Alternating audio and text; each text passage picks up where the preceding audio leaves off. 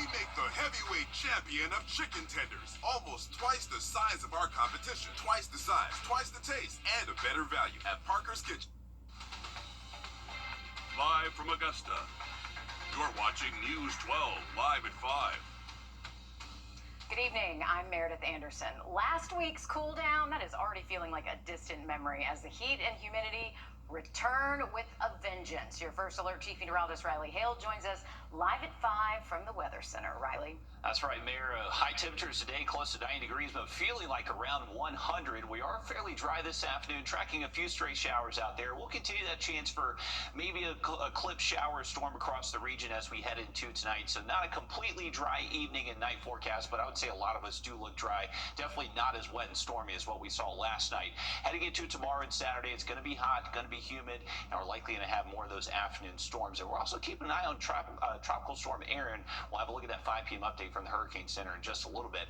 Now, what brought us to wet weather last night, this area of low pressure that is now tracking into the PD of South Carolina, about to cross over into that North Carolina border.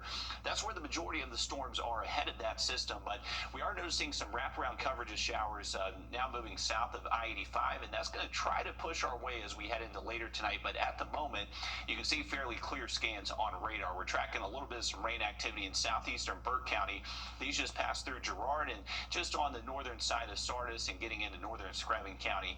If you do have plans out there this evening, we'll keep that 20% chance for maybe a stray shower downpour out there. Temps are going to be close to 90 the next few hours, then we'll drop into the 70s as we get closer towards midnight.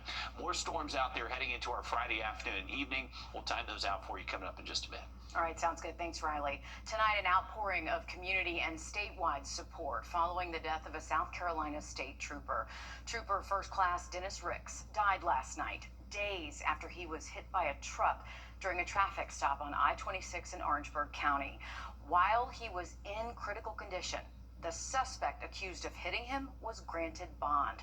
45-year-old Anthony Idelette is charged with driving under suspension. Additional charges could be filed following Trooper Ricks's death. Condolences have poured in from state and local leaders today following the news. A fundraiser for Ricks's family has already surpassed $27,000. For more than 50 years now, Aiken's Meals on Wheels service has provided a crucial connection to local seniors. It's not just about a fresh, hot meal once a day. It's also about welfare checks and connecting with people who are oftentimes alone and homebound. But this program is now in danger thanks to factors like federal cuts and the rising cost of things like gas and food. Your Gunter Schroeder joins us live at 5 from the newsroom. And Gunter, the program, it's walking a thin line with funding as they try to stay operational. Yeah, I spoke with the services program director today, Amy Hanna. She told me she's known more than a month that funding for meals that go to more than 200 Aiken seniors that they rely on was set to run out for 6 weeks starting next Monday.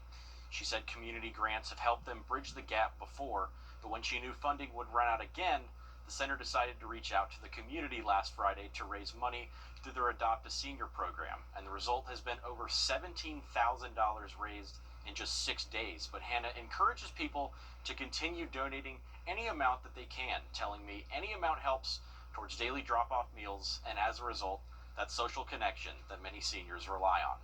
This could be your mother. This could be your grandmother. Think of it in those terms. And really, you know, a cup of coffee at Starbucks, albeit pricey for you, that would mean so much. If even that amount could be toward this Adopt a Senior program. Every dollar helps. Yeah. Coming up all new on News 12 at 6 o'clock, we'll hear more about how those working to continue the Meals on Wheels program have seen the community have their seniors back in their time of need. It is especially important now, especially with those rising costs. Thanks for that, Gunter. An Aiken daycare worker is accused of child abuse and is now facing charges. Aiken public safety officers arrested 25-year-old Raven Tyler yesterday after an incident at the Sunshine House on Centennial Avenue. Reports say Tyler's actions back on June 11th led to 2 children being injured. Reports say Tyler jerked a child by the arm with enough force for their feet to leave the ground, causing that child to have pain in the shoulder.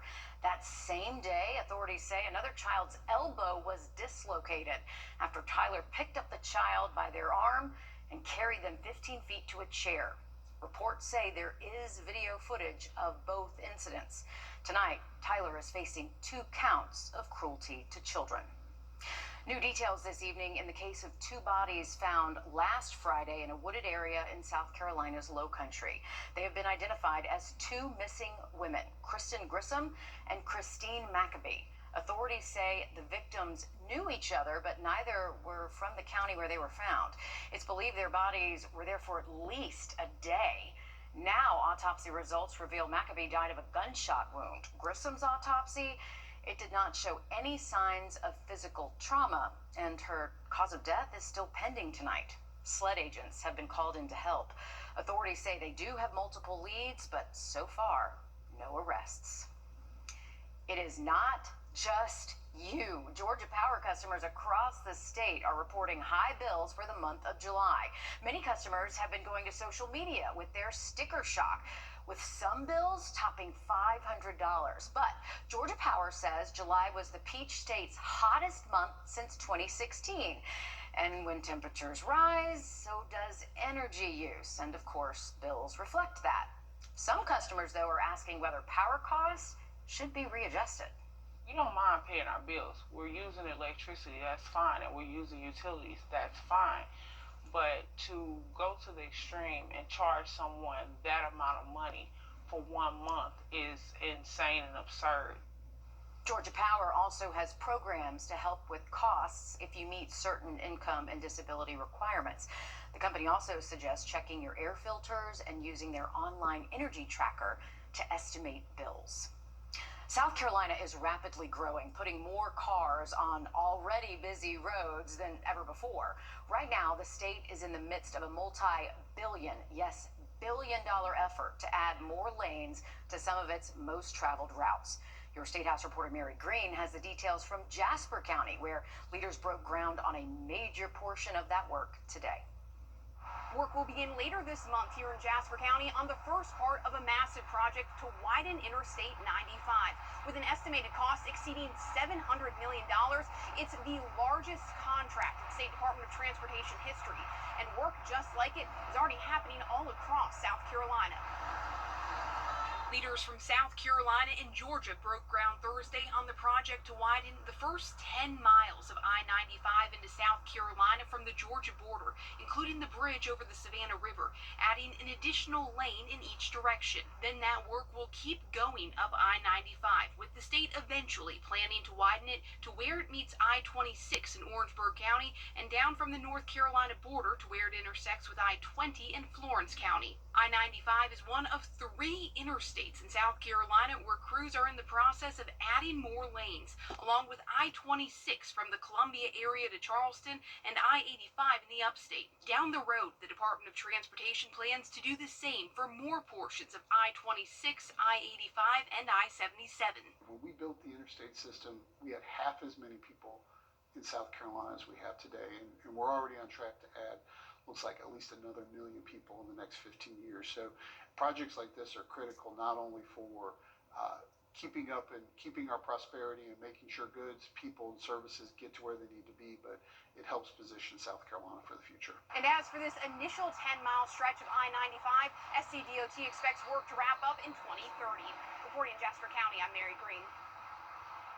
Most of these projects are being paid for with a combination of state and federal dollars, including some pandemic relief money that Governor Henry McMaster urged the state to allocate for interstate widening work. Riley. Well, we are going to keep that chance for a hit or miss shower, maybe a thunderstorm as we continue into this evening, early tonight, and then more storms in the forecast heading into our Friday. We'll have that forecast for you just after the break. And more Americans are living paycheck to paycheck. We're looking at ways to help next. Time and Tip, brought to you by your First Alert weather team. No matter what your favorite place. Now, your First Alert weather with Chief Meteorologist Riley Hale. Well, low pressure last night did bring us a very stormy night last night. That is now working its way into the coastal plain in North Carolina, where they have a number of flood warnings in effect for that system. On the backside of it, we are seeing some wraparound shower and thunderstorm activity that could potentially drop south towards us as we head later into this evening and early tonight. I don't think it's going to be quite as wet as what we saw last night, but just going to make sure you are staying weather aware for that potential. It may be a stray shower or thunderstorm out there the next several hours and even up until about 10 o'clock tonight. So these will be moving in from the north, and right now we are looking at a storm near Lake Hartwell that is trying to drop south down that Savannah River corridor. So you can see our rain chances do start to increase slightly as we head towards between, say, 8 and 10 p.m. Once we get towards midnight and after that, expecting a mostly dry night out there across the CSRA. The thing is, with any storms that do pop up over the next several days, they're going to be capable of producing some fairly heavy rain. And since we've seen heavy rain the last several days, there's going to be that continued low flash flood risk. So a marginal threat out there, level 1 out of 5 as we head towards our Friday and Saturday. Not expecting all-day washouts the next couple of days, but any storm that does just kind of linger too long over one spot, especially over flood-prone areas, that's where we could see some minor concerns. Here's a look at our in-house model. The latest run that came out does want to kind of boost that chance for maybe a hit-or-miss storm through that 8 to 10 o'clock time frame.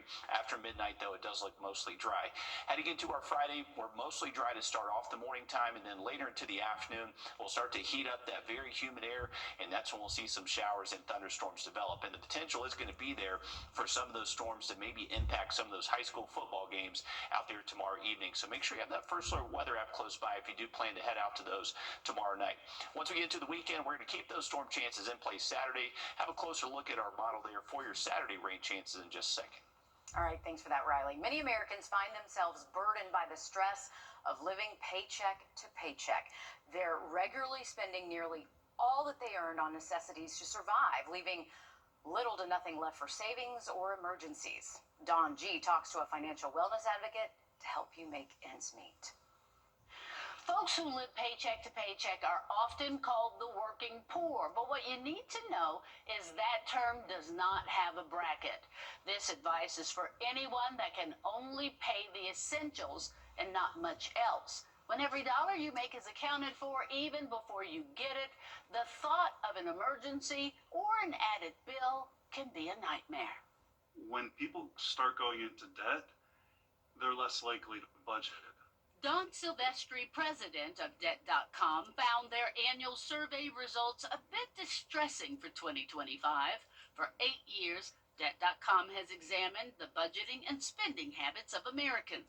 I think people try to cover at least the more important things first and then push back the others for when the next paycheck comes along. The latest survey from Debt.com reveals 69% of Americans are living paycheck to paycheck, the highest in 4 years, up from 60% last year. Budgeting also took a dive from 90% of Americans creating a plan to track their expected income and estimated expenditures to 86%. It's the first time since 2018 that budget habits have declined. And that's unfortunately the wrong decision. Silvestri understands financial times are tough.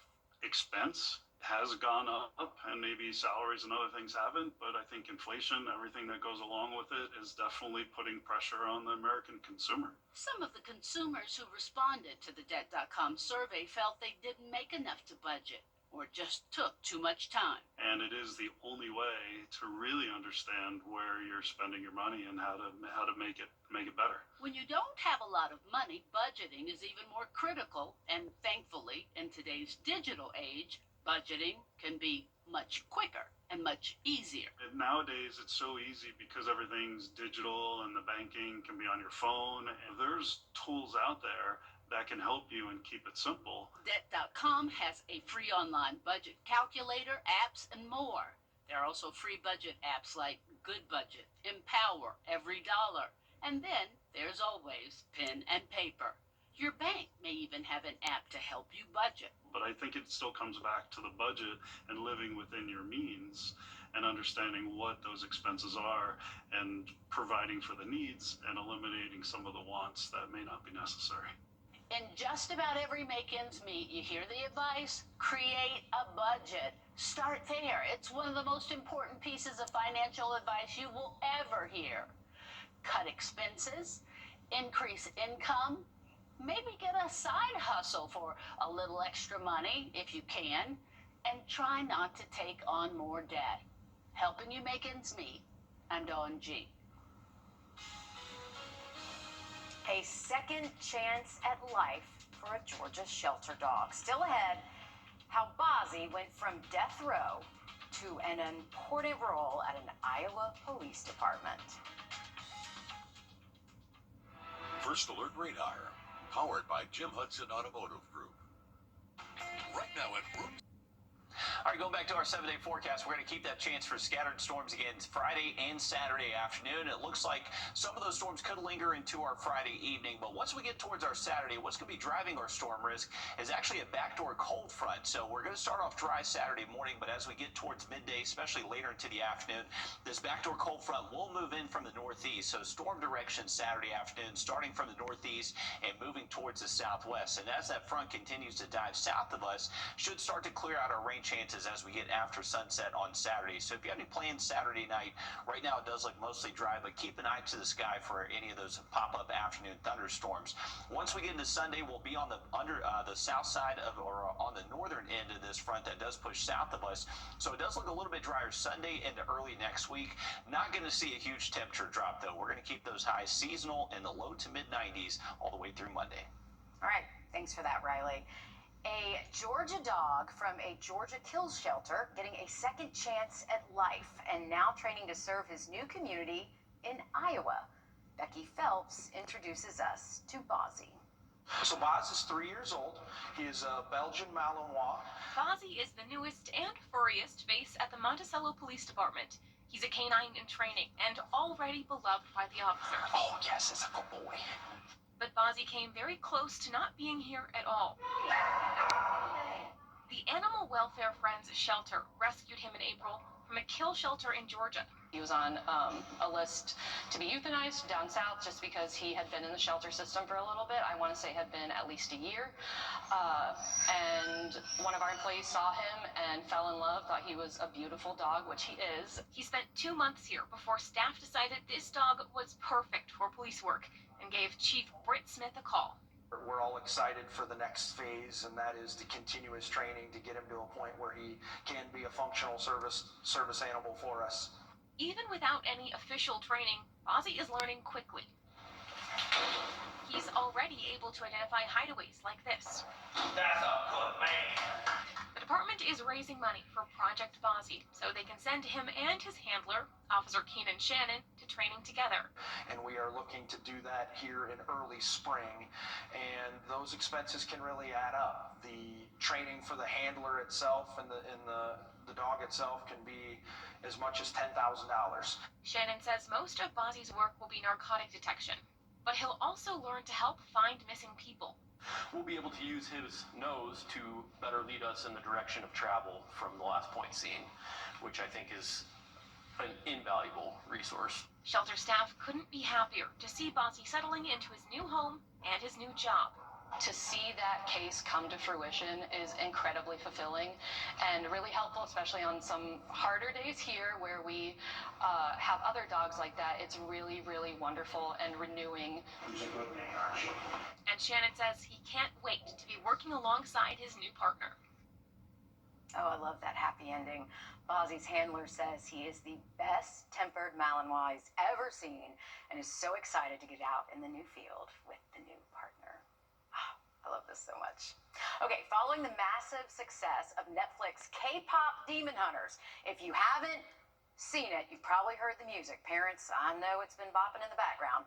Georgia's Korean community is reaping the benefits. The movie is now the second most watched movie ever on Netflix. Its songs hold 6 of the top 100 songs on the Billboard Hot 100, including the #1 spot. And in Gwinnett County, nearly 30,000 Korean Americans call Georgia home. And they're embracing the movie and its impact on their culture. Restaurants and businesses say the surge of interest has been incredible. So this is just getting bigger and bigger. Authenticity of it is really cool because I can see myself in those cartoon like background of the building or the food they eat or the way they kind of smirk.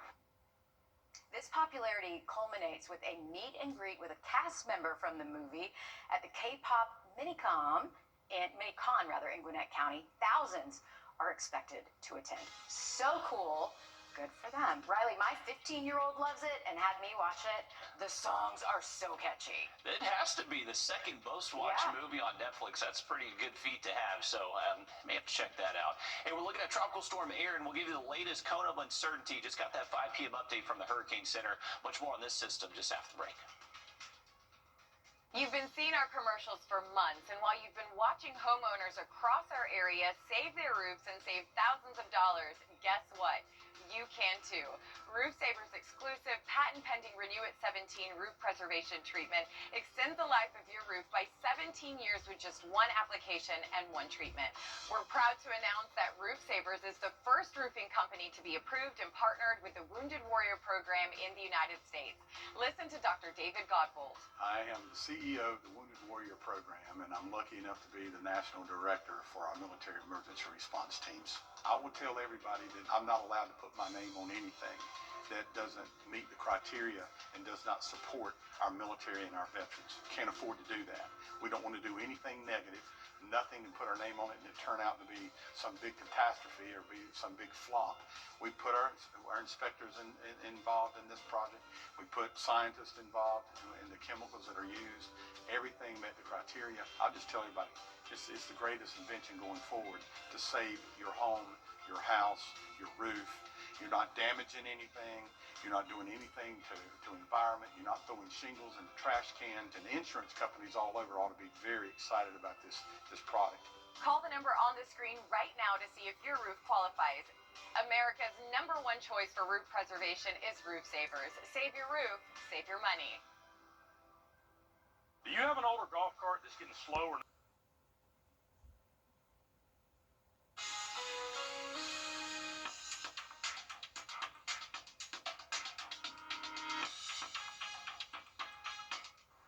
Welcome back in, folks. The latest on Tropical Storm Erin. We did see this storm strengthen a good bit over the last 24 hours. Latest 5 p.m. update does have this up to 60-mile-an-hour sustained wind, gusts over 70, and this is tracking very close towards the Leeward Islands over the next 24 hours. Latest cone does have it a little bit further south and west than previous outlooks over the last couple of days, getting close to the Turks and Caicos as we close out the weekend, and then still expecting that turn towards the north. Some models do have it a little bit further west, but we're going to have much more on that system for you on Facebook Live later tonight, so make sure you join us there if you want to check that out. Now, look at more news and weather after the break.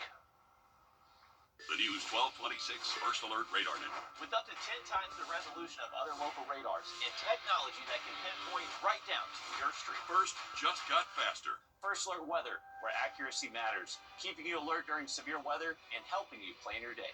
We put our money where our forecast is. Each weekday, our forecasted high is within 3 degrees of the actual high. A local charity gets money in the bank. By being 100% accurate for a full month, over $1,000 went to a single charity. No other Augusta station is on your side the way we are, keeping you ready for anything and putting our accuracy to work. The First Alert Weather 3-degree guarantee, sponsored by Top Doctor. If you haven't called Senior Life Insurance, Trust Chief Meteorologist Riley Hale for your First Alert. You can find ice-cold refreshment right here at Parker's Kitchen. Cool off with a large fountain or frozen drink for just 79 cents. Only at Parker's Kitchen. You're watching News 12 live at 5. Continues. Good evening, and thanks for choosing us. I'm Meredith Anderson. We go down to your First Alert Chief Meteorologist, Riley Hale, with what you can expect tonight. Riley, it's hot. It is hot and humid, Mayor. Feel like temperatures up to 100 plus this afternoon. That's going to continue over the next several days. What we saw last night was a very stormy night. Not expected to be quite as stormy as we head into late tonight, but there is going to be the potential for some showers and thunderstorms out there. Tracking a little complex of storm activity near Lake Hartwell. That's going to be trying to drop south and east over the next several hours, and most likely could bring us at least the chance for a hit or miss shower thunderstorm through at least around 10 o'clock tonight. But at the moment, most of us are dry. dry, just really dealing with some good heat and humidity out there right now with temperatures close to 90, but feel like temperatures around 100 degrees. You can see our rain chances relatively low the next few hours, but as that just cold pool of air pushing out ahead of that thunderstorm near Lake Hartwell starts to move in, but most likely between 8 and 10 o'clock, we could see a stray little shower or downpour out there. Here's a look at our in-house model. It does want to set off those storms to be firing up between 8 and 10, and then they gradually do move out of the region as we get closer to midnight. Not as stormy as last night, but may just have to keep an eye to the sky for evening plans. Have a look at your Friday afternoon storm chances in just a second. All right, sounds good. Thank you, Riley. 44 days ahead of Hurricane Helene's anniversary. And downtown Augusta businesses are still working to boom again. Just days ago, Tip Top Taps shut its doors, but officials say there is hope for the future. That's where your Ethan Hunter joins us live at 5 with the state of downtown Augusta businesses. Ethan. Yeah, I'm here between 10th Street and James Brown Boulevard, right in front of Tip Top Taps that just closed its doors on Saturday. Now, I talked to a lot of different businesses in this area, including the New Moon Cafe, which shared a space with the tap room, and they say that despite this, business is still pretty lively down here. Now, the Downtown Development Authority reports more than 50 new businesses every year coming to downtown since 2020. Executive Director Margaret Woodard told me they haven't seen a decline due to Helene. In fact, there is a demand for retail down here. 3 new businesses have moved into the block next to me in the last month, including 3 Crows Fiber. And I talked to one of their owners who told me that they moved from around the corner because of the foot traffic on Broad and a larger space. Still, some storefronts sit empty, but businesses down here see progress towards the area's potential. I would want to make Augusta unique and different and a bigger spot on the map, other than just the Masters. So I think that there's an opportunity for everyone with any idea, anything that they want to do. I'm going to support it because it's supporting local. Now, the owner of Tip Top Taps is looking to sell the business as is to keep that spirit alive. But to hear more from businesses in this area, I'll have more for you at News 12 at 6 o'clock. All right, thanks, Ethan. Of course, Arts in the Heart coming up. That is a big time for local businesses. They are ready to see things booming again. Help still available for small businesses and private nonprofits that are still in recovery after Helene. If that is you, you have until September 15th to apply for the Small Business Administration Disaster Loan. Now, that covers money lost due to the storm. Eligible counties include Richmond, Columbia, Burke, Aiken, Allendale, and some other Georgia and South Carolina counties. Too many to list now, so we've got the full list on our website, wrdw.com. New within just the last few hours, a healthcare worker faces charges after alleged elder abuse in Grovetown. That suspect is Vernisha Bell. The Grovetown Police Department says the 65-year-old disabled patient fell off the bed.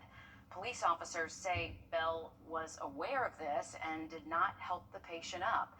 They say the patient called for help multiple times. Officials say it wasn't until another healthcare worker arrived 30 minutes later before eventually being helped up by them. Police say all of this was caught on camera. Bell told officers she had back trouble and had recently given birth, and that's why she couldn't help the patient. She is charged with exploitation or intimidation of a disabled adult. Just hours ago, we learned an Aiken daycare worker faces child cruelty charges for 2 different cases in one day. This is Raven Tyler. The Aiken Department of Public Safety says she dislocated a child's elbow at the Sunshine House on June 11th. Officers say security footage shows Tyler picking up the child with one arm about waist high. That same day, officers accused Tyler of skipping another child during mealtime. She has since been placed on administrative leave. Tyler faces 2 child cruelty charges. Shovels in the dirt as Georgia and South Carolina leaders broke ground on the new I-95 widening and improvement project. Now, this is a major interstate. I'm sure many of you have traveled it along the East Coast, running through 15 states, including Florida and North Carolina. The goal of the project is to reduce traffic delays and congestion. And yeah, if you've been on 95, you've been in congestion. South Carolina's Department of Transportation Secretary has more on what we can expect. We will construct 13 new bridges. All the mainline bridges will be replaced and will be built wide enough to accommodate a future 4th lane. The project also includes a brand new Exit 8 in Hardeeville with 2 new bridges and a 6-lane diverging diamond interchange. That's near Savannah. Construction is set to start late this month. The project is expected to be finished by 2030. Taking a closer look at how cell phones impact students' learning. Lawmakers, educators, and researchers met in Atlanta today for a statewide symposium.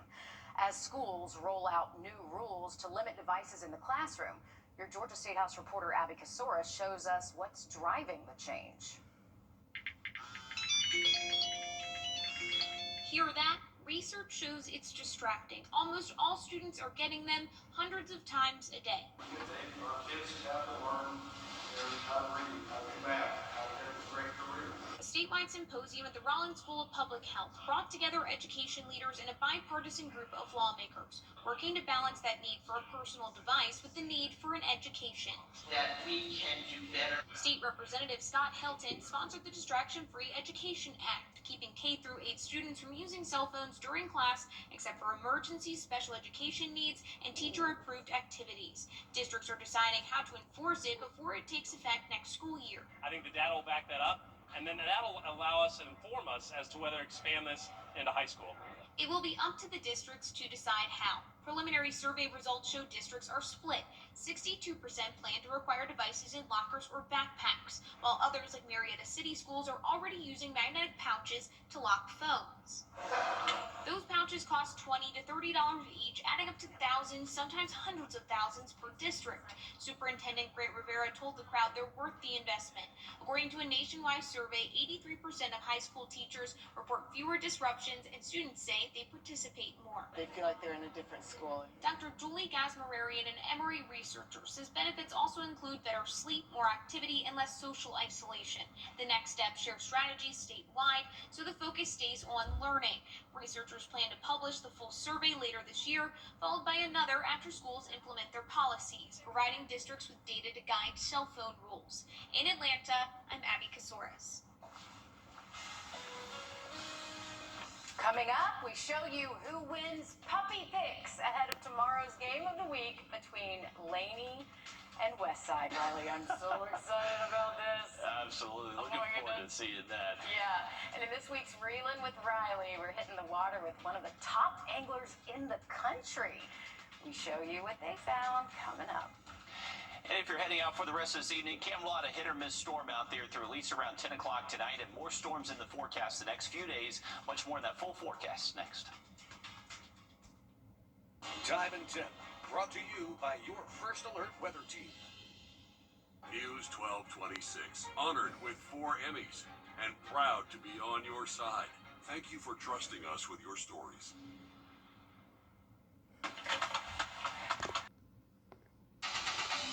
Now, your First Alert weather with Chief Meteorologist Riley Hale. Welcome back in, folks, to the system that brought us all the wet weather last night. That's now moving closer towards the North Carolina and South Carolina border. Behind it, we're still tracking the chance for maybe some wraparound shower and storm activity as we head towards this evening. The question is, do they hold together? I think they are going to continue to push a cold pool of air that will be showing up later to this evening, most likely around sunset. That could be just enough to set off a hit or miss shower thunderstorm. So if you have plans to head out the rest of this evening and early tonight, may just want to keep an eye to the sky. If you start to hear any thunder, make sure you are getting inside out there, and just like not like last night, we're not expecting it to be quite as widespread, but just kind of a hit or miss chance. Heading into our Friday, we should be dry for the first half of the day. It's going to be later into the afternoon and evening, in the evening time frame Friday, all the way towards around midnight, late Friday night. So keep an eye to the sky over the next few afternoons. Those storms potentially will be producing some heavy rain, a lot of cloud to ground lightning, and even some breeze, strong gusty winds are not ruled out with any storm over the next several days. Heading into our Saturday, we're expecting more of the same, so there is going to be a continued low marginal flood risk across the area both Friday and Saturday. So this means that flood prone areas just be on alert for maybe some minor issues as those storms pop up. They're just going to be producing rain rates over an inch per hour. Now our feel like temperatures are going to be very hot again. We're expecting feel like temperatures over 100 Friday, and we're likely going to feel just as hot and humid heading into our Saturday. So once again, just kind of feeling more summer like over the next few days. As we head towards Sunday, those rain chances do drop off just a tad. All right, thanks for that, Riley. And in this Reelin' with Riley, we're hitting the water with one of the top anglers in the country. Welcome back in, folks, to another episode of Reelin' with Riley. I'm excited to be with Mr. Roper Putnam. He actually just came in second place in the Bassmaster High School National Championship that was right here at Clarksville a couple weeks ago. Roper, congratulations, man. That had to be a heck of an experience. Yeah, it was awesome. We ended up a little short of the win, but we had tons of fun that week, just practicing for a week and 3-day tournament. It was awesome. To get nationals is such a big deal in high school fishing. Georgia Bass only took 3 teams to nationals, and we qualified over in Alabama at Smith Lake, so it was absolutely awesome just to be in the tournament, much less get second. Dude, that's awesome, man. I'm excited to fish with him. He knows how to catch them. Let's go see what we catch. Let's do it. Got him. There you go. I think that's a good one. Oh, yeah.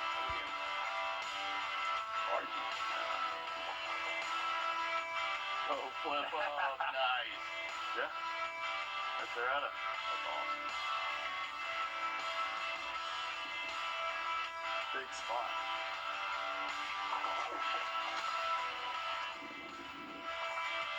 So, yeah. Yeah. Grab it for you? That's a real big spot. Dude. Hey, yeah. That's it. That's a good spot right there. 419. 419. There we go. Heck, yeah. Awesome fish, man. Thank you, Roper. Absolutely. Roper had a ton of fun today. We caught some good fish. Actually, the big spot is bass I've caught in a long time. But you're heading off to college here soon. Where are you heading? I'm going to Lander University in Greenwood, South Carolina, to be on the bass fishing team. So when did you decide that you were going to fish with them? I believe early of my senior year, so about a year ago. Nice. Well, congratulations on making the fishing team, man. Where can people go to follow you if they want to keep up with you on college trails? Just Instagram and Facebook. I think it's just Roper Putnam on Instagram and Facebook. Check it out. That's about it. Thank you so much for Absolutely. taking us out. Had a lot of fun. Tune in next week to see what we catch. I absolutely love that our local kids are doing this. It's incredible, Mary. Yeah. I mean, we have so many top shelf high school bass anglers and even junior anglers. We got some junior anglers that are fishing in a different world championship all the way in North Dakota a couple weekends ago. So, yeah, we are a hot spot for very high quality fishermen. I love it too because some parents are like, oh, I'm just going fishing, but you can turn it into a scholarship.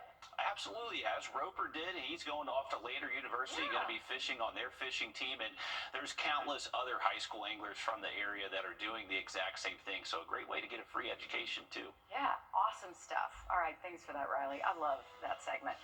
And coming up in sports, ESPN's top 10 players to break out. This college football season is out, and an Aiken County native has made that list. And just after the break, the thing I'm most excited today, we show you who wins puppy picks ahead of tomorrow's game of the week between Laney and Westside. That's right, a cute little puppy is going to pick the winner. First Alert Radar, powered by Jim Hudson Automotive Group. I was hit by a drunk driver. Get ready for your Game of the Week winner prediction with Puppy Picks, sponsored by Hammond Mills Animal Hospital. All right, guys, the game of the week. It is the Laney versus Westside. We've got this cute little puppy who is up for adoption, and that will be on our website later. We'll talk a little bit later about that. But let's see what the puppy picks. Riley, what do you think? I am going with Laney. Since they're the Wildcats, I would imagine the dog's going to be chasing the Wildcat around, but always get close to Westside. Oh, he is. Oh, but use that little nose, bud. Okay, close. Wow, the treats are just not attracting the puppy. And here we go again. Okay. Took a couple tries. And we found it. And there we go. Big Laney. Yeah. You were right, Riley. There we go. Oh, that sweet puppy. Okay, this is a new segment we're starting, and this may be one of my favorite things we've ever done here. How about that stadium? Yeah. Had a little stadium, had the crowd going. That was pretty cool stuff. Props to everyone in the station who came together and built that. Definitely so. Nice work. That is good stuff right there. And hey, took him a couple tries. I think we had to get down to that 4th down conversion, but hey, he came out with the W there for Laney. So we'll see how it plays out heading our way tomorrow night. Yeah, fun stuff. Definitely so. And hey, I want to give you all a quick update on Tropical Storm Aaron. This is still a tropical storm as of the 5 p.m. update from the National Hurricane Center. But what I wanted to show you is kind of how the cone of uncertainty has evolved over the last several days. So previous outlooks did have it a little bit further north and east. Latest outlooks today does push it a little bit further west and has that turned towards the north a little bit later into the forecast. But right now, most of the guidance that we're looking at still keeps it away from the eastern U.S. Possibly could be a little bit closer, not ruling that out. But what I'm showing you here is ensembles. So this is basically adjusting the GFS and Euro model just subtly to see how it plays out forward in time. So a lot of white lines here. And if you're a gambler, you definitely want to take the middle line here. So right now, it has it kind of between the Carolina coast and Bermuda, whereas earlier outlooks really had it kind of impacting Bermuda directly. So it has shifted a little bit further west, but you can see very few of these spaghetti plots do impact the western east coast. So it's something we're going to continue to monitor. Every once in a while, that 0 and 00 does hit on the roulette table. So it's something that we're going to have to keep an eye on. But right now, still expecting very little impacts from this storm for us here in the CSRA. I like it when you say that. Thanks for that, Riley. Every time you like or comment on a social media post, those platforms are learning more and more about you. Once they know what type of content catches your eyes, TikTok and Instagram, they will feed you a steady stream of similar videos. But what if you don't like what you're seeing anymore? Our consumer tech reporter Jamie Tucker takes a closer look. No one knows you better than an algorithm. Yeah, just pause for a second on TikTok or Instagram, and you can bet you're going to see more and more and more videos just like those. But thankfully, TikTok and Instagram have introduced a tool that lets you basically start over, and you might want to. In TikTok, go to Settings and Privacy, and then Content Preferences. Select Refresh Your For You feed. After a couple of minutes, TikTok will clear your history and treat your account like it's brand new, showing a mix of videos until the system learns what you like again. On Instagram, go to Settings and Activity and scroll down to Content Preferences. There at the bottom, you will find Reset Suggested Content. Now, you may get a few pop-ups asking if you really want to do that.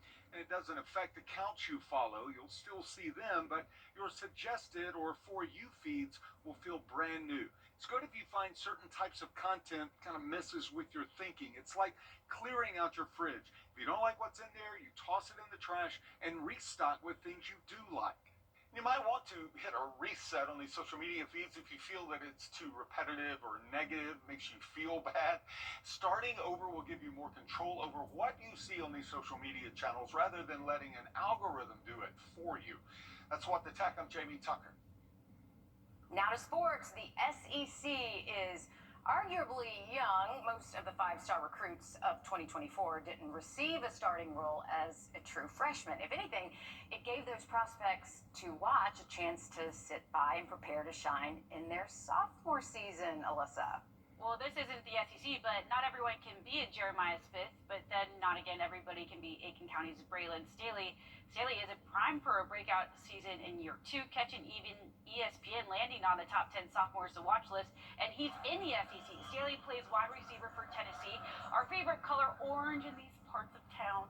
He landed at number 5 out of 10 players. His speed and track state titles in the 200-meter and triple jump caught the worldwide leader in sports as an elite option to get the Bulls back to the college football playoff. That is, if he stays healthy. Still, it hasn't kept him from being a student of the game. I think Braylon's awesome because as good as he is, as talented as he is, he's a really good kid and he's really curious. He's a guy that, you want other guys to come in the building and try to model themselves after. And speaking of football, Braylon Staley, when he used to play for Strom Thurmond and Aiken, could have possibly been in this video. On Channel 26 at 7:30, our high school football preview show will break down the latest storylines, coaching changes, and which teams to watch for this upcoming season. The Under the Lights 2025 season kickoff show is just a few hours away. We'll be right back after this. it's time for a new roof. Breaking right now, a shutdown on I-20 is causing Stay delays. connected to the team you trust your way. We have a safety alert for all you mom and dads out there. Breaking news and investigations here on the WRDW News app. We're tracking strong to severe. Get instant forecasts with real-time alerts here on the WRDW First Alert Weather app. And stream live on your TV, here or watch anytime on your schedule. We're covering breaking news out of Augusta. Download all 3 for free. Stay connected to WRDW wherever you are. Looking for your next ride? Gerald Jones Ford proudly serves one selling Ford dealer in person or shop online at GeraldJonesFord.com. Welcome back in, folks. Again, going back to our 7-day forecast, we're going to keep that chance for scattered afternoon and evening thunderstorms both Friday and Saturday. Those high temps will stay hot and humid, feel like temperatures over 100 the next few days. But as we get towards Sunday and early next week, those rain chances drop off and just slightly cooler by the middle of next week. All right, we'll take it. Thanks for that, Riley. And thanks for staying with us for News 12 live at 5. News 12 at 6 o'clock. Up next. No matter what your favorite Braves moment is. In North Augusta. It's Kyle's last spin on his turntable from college. Yeah. And the first day of Kira's new career in IT. It's the last tea party for Crystal with Miss Marshmallow. Hola. And Sarah's first day of management training at Goodwill. When you donate items to Goodwill, you help provide skills training and career placement for people seeking to realize their potential. And the things you love get to start a new life too. When a migraine strikes and I've taken a trip down, side effects like dizziness can throw me off. Migraine again. Wrdw works differently. It keeps me in rhythm, quickly stopping migraine pain within 2 hours. And some have pain relief that lasts all day. So I can handle whatever the day may throw at me. Don't take if allergic or with strong CYP3A4 inhibitors. Tell your doctor all medicines you take. Report increased blood pressure or color changes, pain, or numbness in fingers or toes. Get help right away for allergic reactions like trouble breathing, face, mouth, tongue, or throat swelling, which may occur days after use.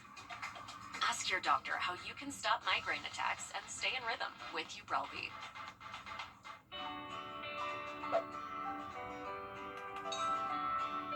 Why settle for less? At Parker's Kitchen, our chicken tenders are bigger and better. They're fresh and crispy and juicy.